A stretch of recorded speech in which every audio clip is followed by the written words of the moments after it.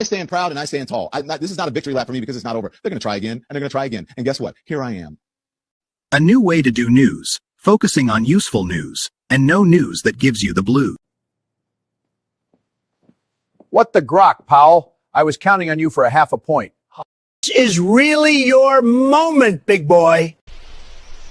If you're a smart sheep, you're still a sheep. A new way to do news, focusing on useful news, and no news that gives you the...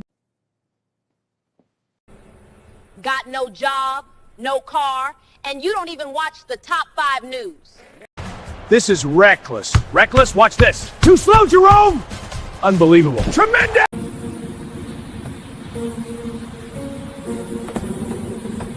The truth is incontrovertible. Malice may attack it, ignorance may deride it, but in the end, there it is.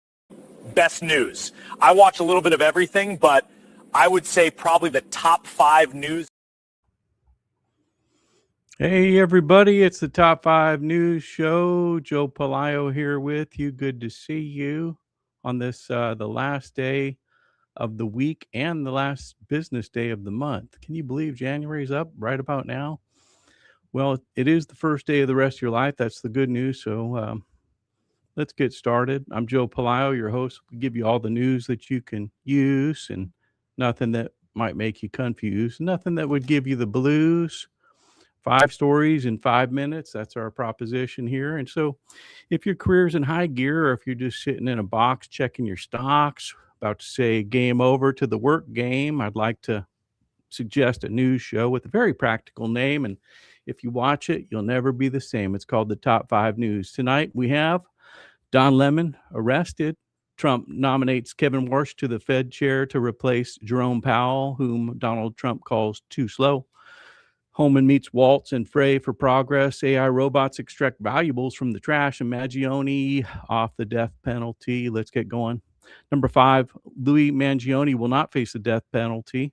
Judge dismissed 2 counts against Mangione, ruling that he will not face the death penalty. The decision removes capital punishment as an option in the high-profile case, shifting to the remaining charges for the upcoming trial and proceedings. And there was a wild story that just dropped yesterday. I'll tell you about it, and making the headlines. It's a 36-year-old guy from Mankato, Minnesota, named Mark Anderson. He showed up at the Metropolitan Detention Center in Brooklyn, which is where we're holding him, and said claiming to be an FBI agent with a judge-signed court order to release Louis Mangione, the suspect, and the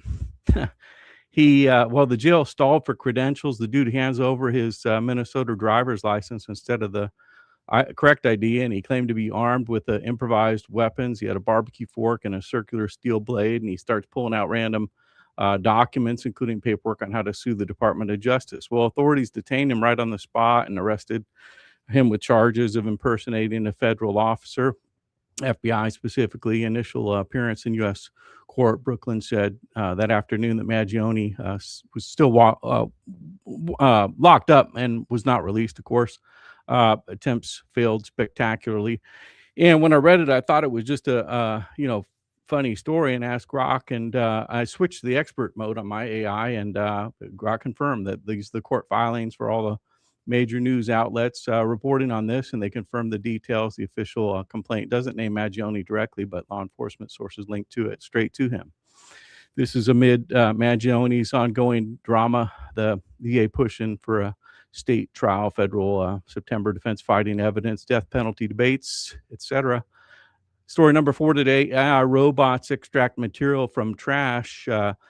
Breakthroughs and advancements and highlights through reports through January in 2026 show generations of AI-powered robotic systems like robotic sorting arms revolutionizing the recycling plants. These robots precisely identify and extract metals as asked for example, plastics or other valuables and mixed waste streams at high speed. The tech is reducing landfill and recovering more resources and making recycling far more efficient, profitable, for a big win for the sustainability and for the waste industry.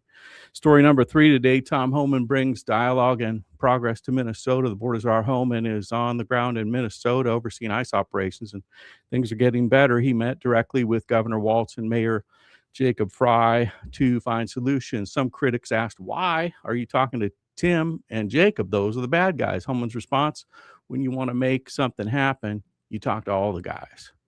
And there are many lines that we agree on, he said, like safety in the streets.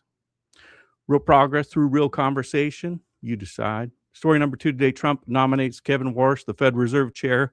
President has nominated economist Warsh to be the chair of the Fed Reserve to replace Jerome Powell, whom Donald Trump calls Too Slow Jerome.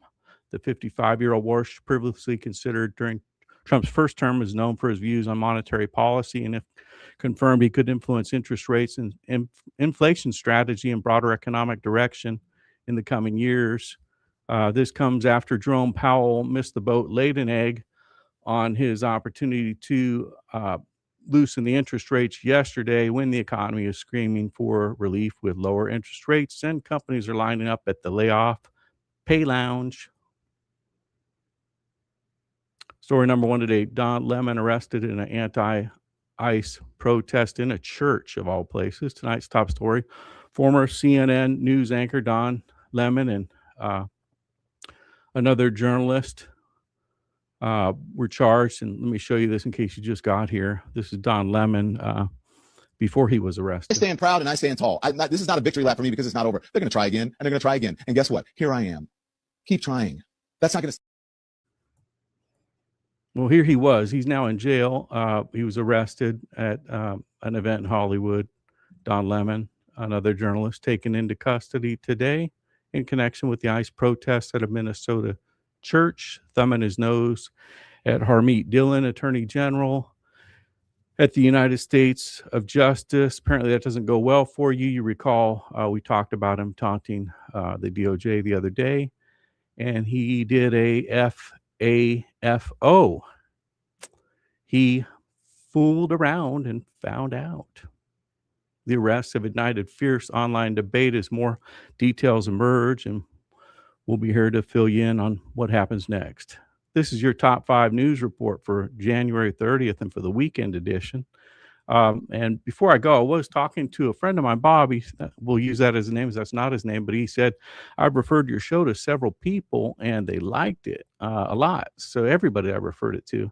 And he said, why don't you tell your viewers to tell a few friends? I said, that's a good idea, Bob. I'll tell people that tomorrow. But if you like what we're doing, spread the word to your friends. And here's an encouraging word for you. It's be strong and be courageous. Do not be afraid. Do not be discouraged, for the Lord your God will be with you wherever you go. That's Joshua 1:9. I'm Joe Pelayo. Join us Monday at 5 o'clock Eastern for the stories that matter most in the time that you have. See you then.